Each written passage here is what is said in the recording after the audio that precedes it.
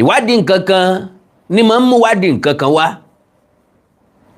àṣírí nǹkan kan ní máa ń ṣàtọ́kùn fún àṣírí nǹkan míì.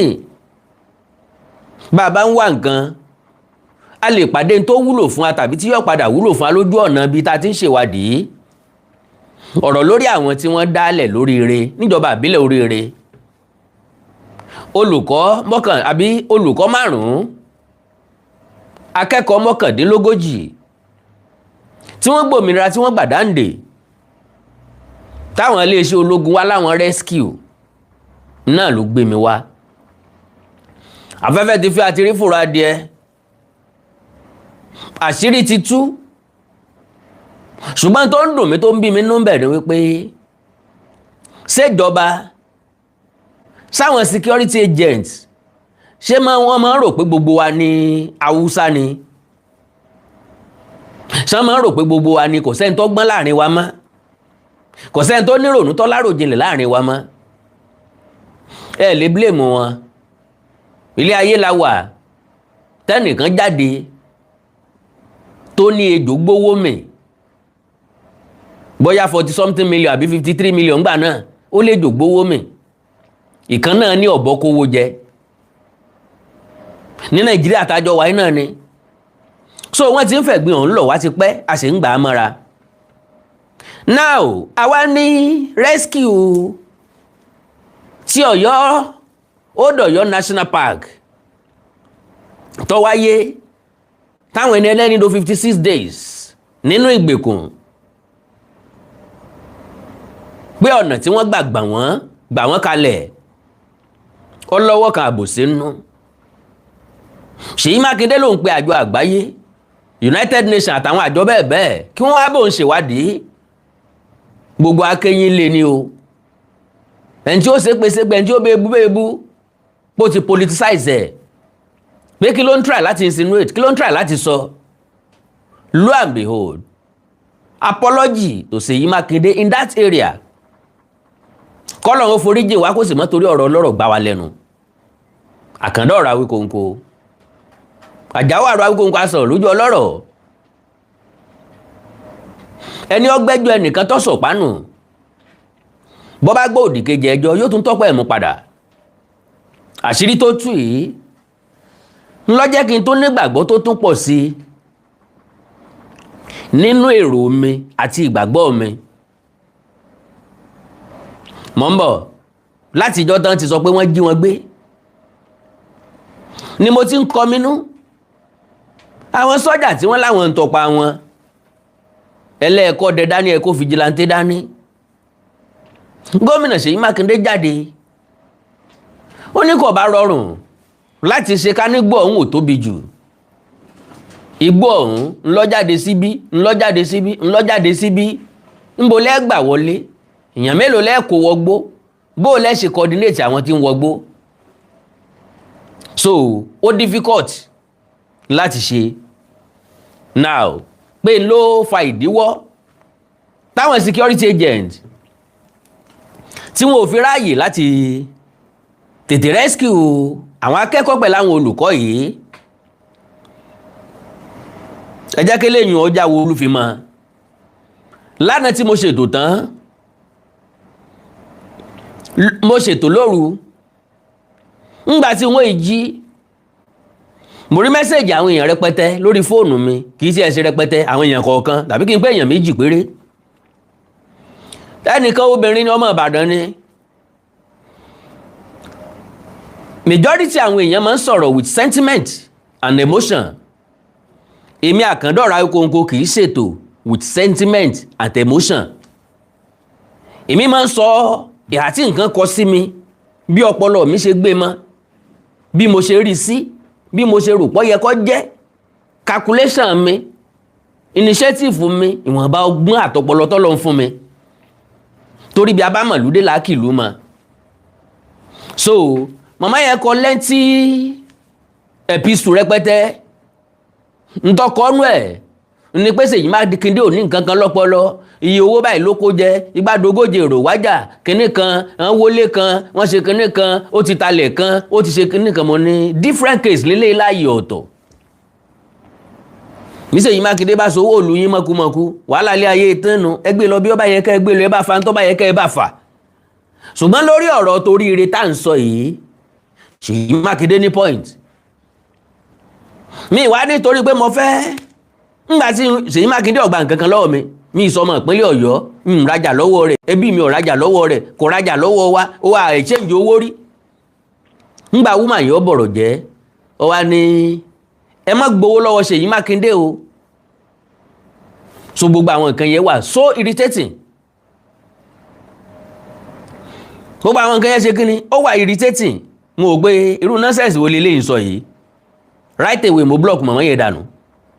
irọ́ ìpa ó ní I think your perception over the rescue of kidnapped victims has to change. Trust me, Nigeria is a sovereign nation. Governor Ṣèyí Mákindé doesn't have his families and children. None of them are living in Oyo State. Bí ó bá wùyàn ní family ẹ̀ lè gbé náà. eléyìí ìṣètọ̀dọ̀ tí kìí ṣe ń tó kan èmi. nbí tó bá ṣe kí ni nbí tó bá wùyàn ni mọ̀lẹ́bí onítọ̀ lè gbé. nbí ó bá wù Ṣèyí Mákindé ló lè fẹ́ bí ẹ̀ sí. So in Oyo State he governs looking like a shit hole. Just take a look at the primary school, nursery school. I'm sure his dogs or chicken, he will not put them inside. Talk less our children. Ẹ lọ wo gbogbo school káàkiri state. Primary and secondary school tó jẹ́ ti government káàkiri state. Kò sí èlé tó dá ń bẹ̀. Tẹ́ bá ń sọ tìpínlẹ̀ Ọ̀yọ́ yàtọ̀ sí Lagos state nìkan. Tẹ́ bá ń sọ tìpínlẹ̀ Ọ̀yọ́ ẹ lọ ìpínlẹ̀ Ògùn kẹ́ lọ fojú lóúnjẹ. Ẹ wá ìpínlẹ̀ Ọ̀ṣun kẹ́ wá fojú lóúnjẹ. Àwọn iléèwé táwa ti ka primary school gbogbo àwọn classes yìí ò sí ń bẹ̀ mọ́. Àwọn iléèwé tá ti ka secondary school gbogbo àwọn classes yìí ò sí ń bẹ̀ mọ́. Ọ̀pọ̀lọpọ̀ iléèwé ló ti dájere. Ọ̀pọ̀lọpọ̀ iléèwé ló ti wó dànù. Ọ̀pọ̀lọpọ̀ yàrá àkàwé ló ti wó dànù. So tí Ṣèyí Mákindé ò bá ṣe nǹkan kan ń bẹ̀ wọn ọlọ́nà tẹ́ fi gbà tẹ́ fi bá ṣẹjọ́ lé lórí.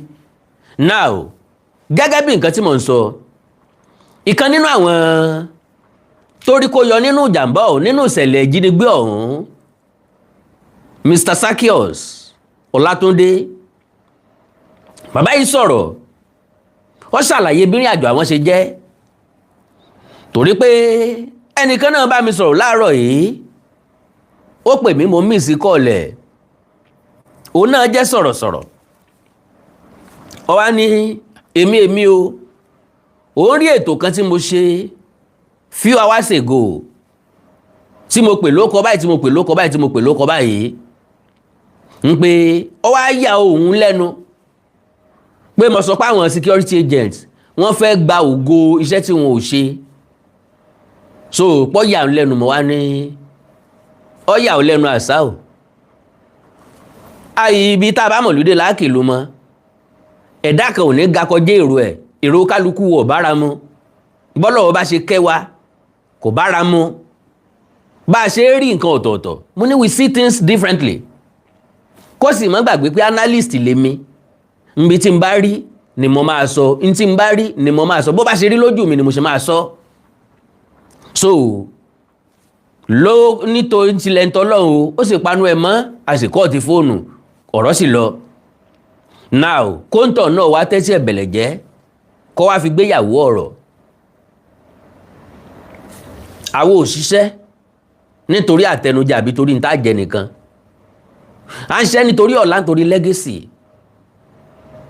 torí pọ́lọ̀ ọba ní gbé ní ga ṣùgbọ́n kí láá ṣe é lẹ̀ táwọn èèyàn ó tún láǹfààní àti tún wá padà wò lọ́jọ́ ọ̀la ńlá ń gbìyànjú ẹ̀ ìyẹn ló jẹ́ pé bá a bá ṣe rí nǹkan tiwa náà láá ṣe sọ. Now Mr. Zaccheaus Ọlátúndé bàbá ìkẹnu bàlàyé wọ́n dì wọ́n lójú fún 56 days àwọn tó jọkùnrin wọn mọ̀ bóyá yé làwọn wà bóyá ọ̀run ni wọn mọ̀ bóyá pínlẹ̀ Ọ̀yọ́ làwọn wà bóyá pínlẹ̀ ibòmíì ni bóyá orílẹ̀-èdè míì tiẹ̀ ni wọn mọ̀ bóò ni wọ́n ṣe rìn ó ní láàárọ̀ ọjọ́ tí wọ́n wá Ògbómọ̀ṣọ́ lòun ń gbé ṣùgbọ́n òun á máa sùn lábúlé yẹn tó ń bá ní nǹkan tó ń fẹ́ ṣe àwọn ní test ọlọ́jọ́ méjì Thursday and Friday. Ó wá wò wípé láti kó l'Ógbómọ̀ṣọ́ máa lọ sí bẹ́ẹ̀sì òun láàárọ̀ ọjọ́ test gangan lójú ọ̀nà tí ò ṣe trust pẹ̀lú ọkọ̀ tí ò ṣe trust táyà lè jò ẹ́ńjìn lè ní 40 nǹkan kan lè ṣẹlẹ̀ kó wọ́n má dára òun lọ́wọ́ kọ́ kó wọ́n dúró síbẹ̀ náà kó wọ́n sùn bẹ̀ kí ṣé ó lè bà yá. Àwọn tí ń ṣe test lọ́wọ́ òun kàn gbọ́ tí gbogbo iléèwé dàrú ni táwọn máa ń pariwo bandit bandit bandit. Wọ́n wá wò pé kí ni ṣẹlẹ̀ àwọn akẹ́kọ̀ọ́ ti bójú window bọ́ta. Olùkọ́ kejì táwọn jọ ń coordinate test invigilate test òun náà ti bójú window sálọ. Òun náà bójú window ṣùgbọ́n arthritis mò ń lẹ́sẹ̀ kan bíbalẹ̀ tó wọ́n balẹ̀ lẹ́yìn kíláàsì orí ẹsẹ̀ yẹn ló ń balẹ̀ lé lórí ohun olórí ọ̀fẹ́ àti gbéra mọ́ ohun lè rìn mọ́. Àwọn akẹ́kọ̀ọ́ tí wọ́n tẹ̀lé wọn dúró tó wọn ní kán máa lọ́n tí wọn kán máa dúró de òun.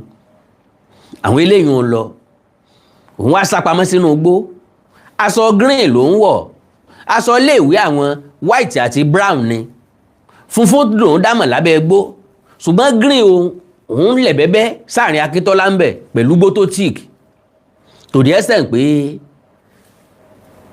agbésùmọ̀mí kan tó rí òun kò mọ̀ pé èèyàn ni ó dẹ̀ tẹ òun lẹ́sẹ̀ mọ́lẹ̀ kọjá ṣùgbọ́n tòsíbi tó ń wà akẹ́kọ̀ọ́ kan ń bọ̀ tó ń jóbìnrin ó rí òun kò wá lọ mọ́ òun sọ pé kó máa lọ kó máa sá lọ kó máa sá lọ kò lọ ó dúró sí tòsí ọ̀kan wájú òun akẹ́kọ̀ọ́ òun ni wọ́n mú lakẹ́kọ̀ọ́ wá wọ̀dọ̀ òun ló wá rẹ́rìn wíwò tó wọ̀dọ̀ tó rẹ́rìn ní làwọn yẹn fi mọ̀ pé èèyàn bẹ́ẹ̀ náà fi bẹ̀rẹ̀ sábẹ́ igbó náà fi ró òun ó ní bọ̀bọ́ yẹn kọ́kọ́ sí àwọn ojú ẹ̀ ń gbé ṣé èèyàn lélẹ̀ àbí kíni ìgbà tó rí pé èèyàn ló wá ní kó wọ́n jáde bọ́n ṣe mú àwọn nìyẹn àti gbọ́ gbogbo ìrìn àjò bí wọ́n ṣe rìn dénú igbó bọ́n ṣe fi mọ́tò principal gbé wọn débi tán ti fọ̀kadà gbé wọn kí má bàa lo àmì fàágùn because ẹ máa gbọ́rọ̀ lẹ́nu máa yẹn gangan fúnra lára ẹ̀ ó máa explain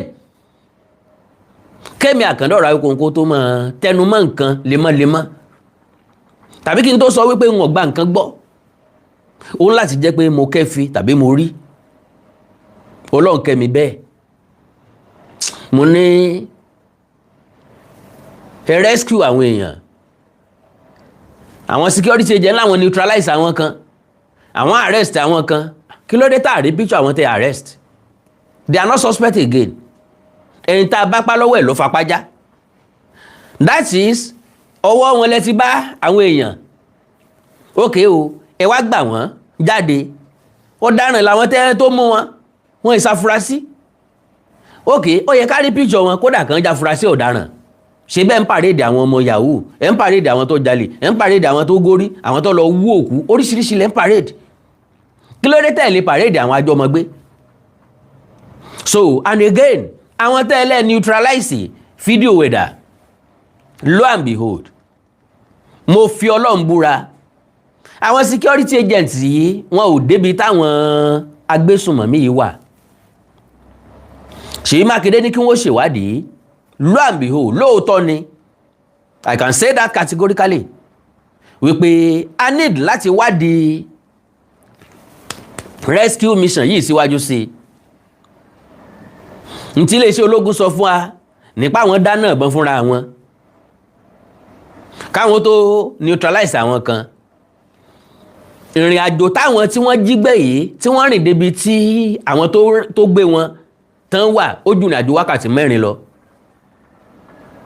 kò yà yín lẹ́nu àwọn security agents wọn ò débi tí àwọn onísùnmọ̀mí àwọn ajínigbé tí wọ́n wà rárá wọn ò ní abẹ̀ rárá ṣé kò yà yín lẹ́nu irú orílẹ̀-èdè tá wà ta ló ṣẹ̀dá country yìí ta ló fi rọ́pìlẹ̀ ilé ayé wa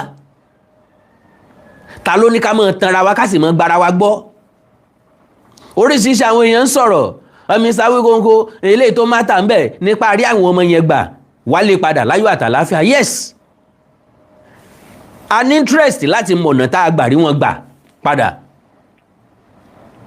ó yẹ ká mọ̀ so kí n má gbà kókò n fẹ́ kọ́rọ̀ tó kù ó jáde lẹ́nu mi mo fẹ́ kó jáde lẹ́nu Mr. Zaccheaus fúnra lára ẹ̀ kó ṣàlàyé bí Isu ṣe kú ọjọ́ tí wọ́n rìlíìsì ẹ̀ tán rìlíìsì wọn ó láwọn báńdì yẹn wọ́n láwọn ò kì í ṣe báńdì àwọn ò kì í ṣe boko ISWAP làwọn wọ́n ní kọ̀mándà nínú igbó wọ́n ní overall commander aláṣẹ now ọjọ́ tí wọ́n fi àwọn lẹ̀ yìí wọ́n kàn déédéé dé láàárọ̀ wọ́n dẹ̀ ń bá wọn ṣàwàdà wọ́n dẹ̀ sọ pé ó dá o tẹ́lẹ̀tẹ́lẹ̀ gba táwọn débẹ̀ wọn ò jẹ́ káwọn gbàdúrà ńgbà tí kò wá sí ọ̀nà àbáyọ pẹ̀lú ọ̀rọ̀ àwọn àti gọ́ọ̀mẹ̀ntì wọ́n wá lókè káwọn mọ gbàdúrà ṣùgbọ́n káwọn mọ gbàdúrà lórúkọ Jésù káwọn ó sì mọ jẹ́ káwọn gbọ́ pé àwọn ń gbàdúrà ńgbọ́ wá tún di àárọ̀ njọ́ tó ń fẹ́ fi wọ́n lẹ̀ ń wá ní àdúrà yín ti gbà torí pé láàárọ̀ ilẹ̀ ń lọ can you imagine that kì í ṣe pé security agents ló débẹ̀ tó bá wọn jà tó gbà wọ́n wálé àwọn rìn lọ síbi tí àwọn páàkì sí tí mọ́tò wọn lè dé ọdún 8 tí wọ́n bá ń wá nugbó yẹn wọn ò lè ríbi tán kó àwọn èèyàn yẹn sí tactics tó lọ ń fáwọn DSS láti arrest láti mọ àwọn family àwọn yẹn láti arrest àwọn family wọn fi fídíò hàn wọ́n ló rescue àwọn oríire school children o àtàwọn teacher wọn ẹ gbọ́ mi dáadáa àdéhùn dẹ̀ ti wà láàrin àwọn security agents àtàwọn ajínigbé yẹn tá a bá ti fa àwọn students yìí lẹ̀ ẹ fa àwọn family wálẹ̀ bó dẹ̀ ṣe rí nìyẹn kí ló dé tí gọ́ọ̀mẹ̀ntì ò rìkọ́ọ̀dù family àwọn ajínigbé yìí tí wọn ò rìkọ́ọ̀dù wọn fún wa kí ló dé tán prosecute wọn kí ló dé tán fa àwọn family wọn arrest wọn pé kán máa bọ̀ nílé so now ẹ jẹ́ ṣàlàyé fúnra wa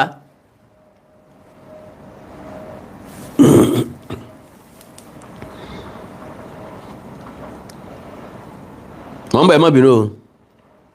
I did not know I can work.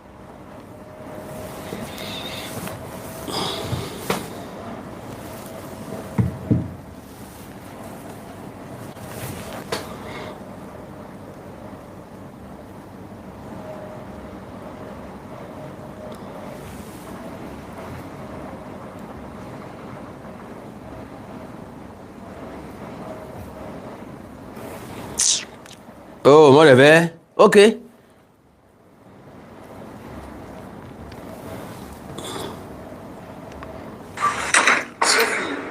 Welcome to ẹ má bínú. And if I may ask, if finding the source for the rescue mission, who will you hold accountable? The federal government or the state? Kò sẹ́ni tí mo lè hold accountable náà méjèèjì. They both tried their effort. Ẹ má ṣì mí gbọ́ o. Ṣèyí Mákindé gbìyànjú on his own side. Ibi tágbára ẹ mọ ó ṣe dé. Federal government gbìyànjú on their own side. Àwọn security agent ló fún wa ní gbódídí sán. Àwọn tó wọnú gbó lọ. Tó lè wá jábọ̀ fún federal government, jábọ̀ fún state government. Àwọn ló parọ́ fún wa ńgbà tán dé.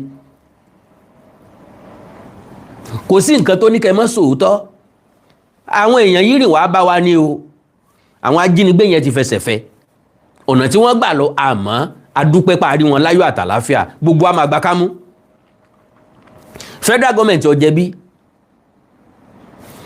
gbogbo alájọ jẹ̀bi insecurity ní Nàìjíríà ṣùgbọ́n federal government ò jẹ̀bi wọ́n sapá wọn at least wọ́n ru àwọn èèyàn dìde láti lọ state government ò jẹ̀bi ó take proactive action immediately tí ṣẹlẹ̀ Ṣèyí Mákindé ò jókòó àwọn security agent lọ́yọ̀ state wọn ò jókòó ti federal ò jókòó ṣùgbọ́n àwọn tó wọnú igbó àmọ́ límìtì tẹ́sẹ̀ tán ṣe ìbéèrè tí mo béèrè ààrẹ ni dá mi lóhùn ọjọ́ mélòó náà lò nínú igbó kí làwọn security agent ń jẹ́ nínú igbó ọjọ́ mélòó náà fi padà wálé ìrìn àjò tí wọ́n rìn ó yé mi pé wọ́n ti mọ̀ wípé àwọn ó gba àwọn èèyàn yìí wọ́n dẹ̀ ti mọ̀ sport táwọn ó ti rí wọn àdéhùn ti jọ wà láàrin àwọn àti àwọn ajínigbé yìí ẹ má màmá já ẹ má yọnu púpọ̀ ẹ má dààmú rárá ẹ já gbọ́rọ̀ lẹ́nu ẹni tí wọ́n jí gbé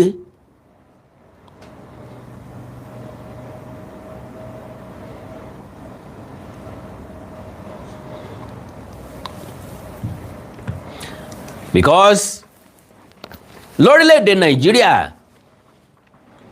kò sí ní tó burú téèyàn bá ní àkóyawọ́ kẹ́dà ọmọ sòótọ́ ó dáa púpọ̀. Àwọn ọ̀jọ̀gbọ́n olórin ti kọ sẹ́yìn òdodo ní gbórílẹ̀‐èdè léèké káfíìmọ̀ ṣọ̀kan kájọ gbógo ilẹ̀ yìí ga òdodo tí gbórílẹ̀‐èdè léèké ọ̀wá sí Nàìjíríà. Àwọn security agent yẹ pé wọ́n fẹ́ gba oríyìn fúnṣẹ́ tí wọn ò ṣe. Iṣẹ́ ìwo ni wọn ò ṣe? Ọ̀rọ̀ wọn yàtọ̀ sádẹ́tẹ̀. Ńgbà mo lé mú mọ́ gbá lójú wọ́n ní wọ́n á bẹ̀rẹ̀ sí wàlé ìkànnà báyìí agbọ́ ti gbígbá lójú èékánná ń bolo ti rí ìkànnà. Wọ́n wọnú igbó wọ́n rí àwọn tí wọ́n jí gbé wọ́n rí wọn kó jáde padà all correct. A gbé pẹ́rẹ́gì ìbọn kaná pẹ̀lú àwọn tá a bá nú igbó a arrest àwọn kan a neutralize àwọn kan wọn ò arrest àwọn kankan tàbí kó jẹ́ pé ọ̀tọ̀ làwọn tí wọ́n arrest wọn ò dẹ̀ neutralize ẹnìkankan nú igbó. Èmi Àkàndọ̀rọ̀ Ayíkóńkó challenge federal government àtàwọn security agents. Àwọn ìwo ni wọ́n neutralize nínú igbó kán ṣò ẹ̀ fún wa a fẹ́ mọ̀ a fẹ́ rí. Àwọn ìwo ni wọ́n arrest kán ṣò ẹ̀ fún wa tí ìbá ṣàwọn tí wọ́n arrest ń bò míì náà máa ṣò fún wa.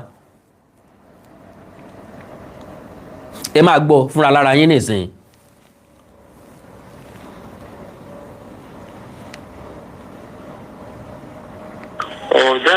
On that particular day, because I stayed over in that community, I slept over there.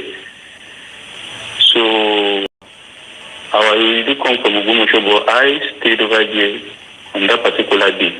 So when I got to school, when the students were coming, so when they came, I was the only staff in school, and we are having tests. We are conducting tests for that Thursday and Friday.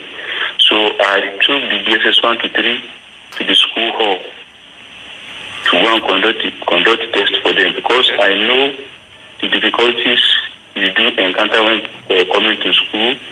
At times you have flat tires, mechanical faults, technical faults, and the rest. So I've been preparing the GSS 1 to 3 ahead. I divided them into the hall. I was the only one exhibiting the test, hoping that other staff are on their way coming. So when the others came, they come and meet me where I was conducting the test. So one was my junior colleague, one were of the same level. So I gave them part of SS1 and 2, the test for SS1 and 2, the questions that we are getting. So I told them that they should take it.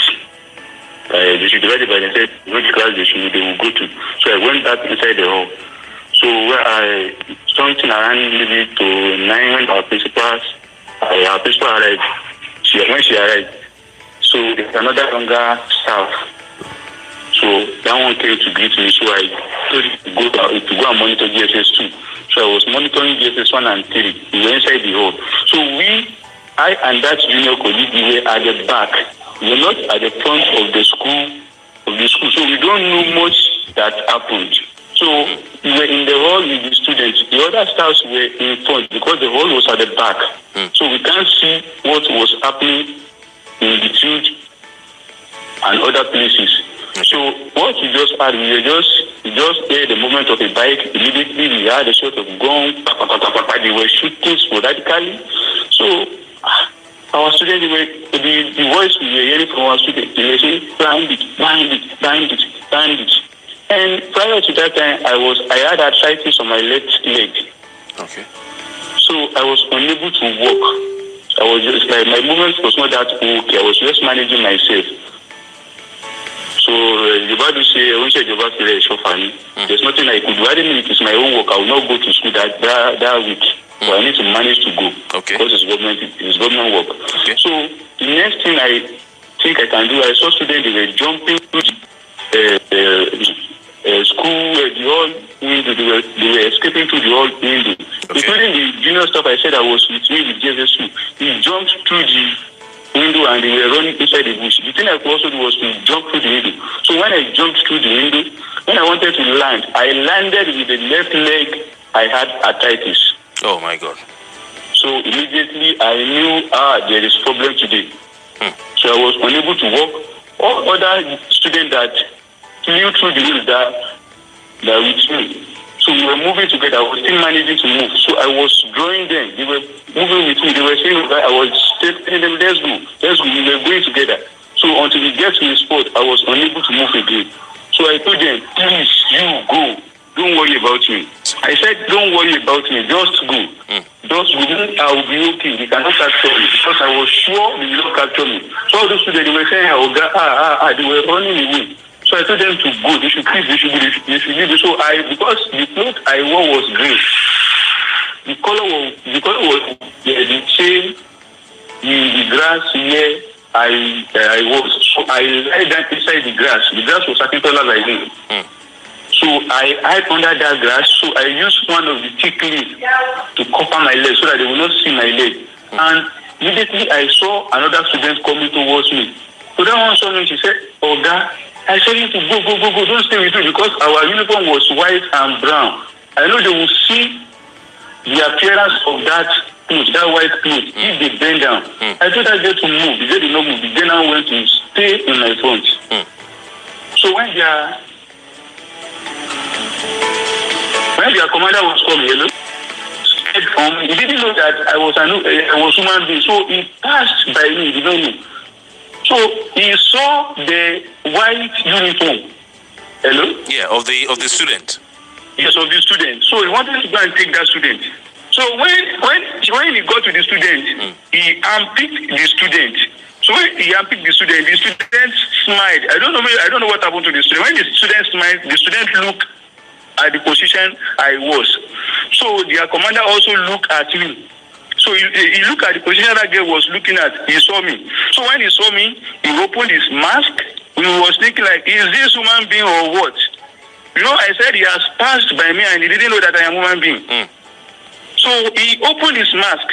So when he opened his mask, like me, is this human being? So he told me, stand up. That was how I was captured. Oh. So that was what made it difficult because when I got home, my wife was telling me that everybody was saying, they trust me, they cannot capture me. If it turns to running, nobody can meet me. So the students were saying they know I am alive, that nobody captured me. You know, they were sure that I hid somewhere. So that was why it was difficult for everybody to believe I was part of those that were taken, that was abducted. All right, so how is your leg, Namin? How is your health, your body? How is your leg? Actually, when we were going there, it was miraculous. The leg that I have spent up to 5,000, I have tried many hospitals, that I have bought many medicines and used. When I got there, when I complained to them, they just gave me one drug. When I took the drug, the arthritis went. Actually, I've been working there. This is the 6th year I've been working in that school. So when I did the employment, that's where I was posted to until now I am still in that school. So we have been hearing some scenario of bandit attack, but this is the first one that is pertaining to coming to school to abduct school staff and students as well as pupils. We have been hearing before that they have been kidnapping people, seeking for ransom, and the rest. Okay. What kind of support have you received, from the authorities? I know you were kept in the hospital at 2 Brigade, if I'm not mistaken, at the hospital there. Then they took you all to Lautech Hospital. So are you currently receiving any support, psychological support, financial support, just to help you get back to yourself? Is there anything that you're getting? Because you know that some promises have been made. For instance, the principal got some promise of a car, from a number of persons. So are you and your other fellow teachers who were abducted also getting any support? Actually, the utmost support for now should be health wisely. Okay. And the government, in person of His Excellency Governor, he has tried. He tried his best. Okay. And we thank God that the best, God has favored and honored the best he tried. Okay. But you've not gotten any financial support? We have tried their best. We have all been discharged except for some maybe 2 or 3 kids. Okay. Pupils rather, that they are still in the hospital. Okay. Because I was discharged yesterday night. Okay. Okay. So, but in terms of financial support, actually, we don't know what the government is doing. It's going to do for us. But he said he will support the family, but he knows what he's going to do. But for other people that have been coming with financial support, we only saw one. And that one was done when we were in Ibadan. So, Okay, and it's okay, you can believe whatever you want to believe as a content creator. They have delivered to the person that sent them. They send them out. And the federal government believes so. Who are you to ask otherwise? Maybe we should stop being foolish and sentimental sometimes. Ẹni tó wà nínú ìgbèkùn ló ń sọ̀rọ̀ yìí, ẹni tí wọ́n arrest, ẹni tí wọ́n kidnap ló ń sọ̀rọ̀ yìí, kìí ṣe èmi ni mò ń sọ̀rọ̀. Ẹ má máa wà sentiment, ẹ má máa wà too emotional, ẹ má máa ṣe bí ẹni tó mọ gbogbo nǹkan tán, ẹ má jẹ́ ní tó farabalẹ̀. Tiwa ni láti ní tó bá ṣókùnkùn láti wá síta. That is my own and that is my life. That is part of me. I don't care about what anybody see, what anybody believe. Ntẹ́mi believe ọ̀tọ̀, ntọ́lọ́ fi dá ọpọlọ fún gbogbo wa nìyẹn. So ẹ jẹ́ ká take it easy.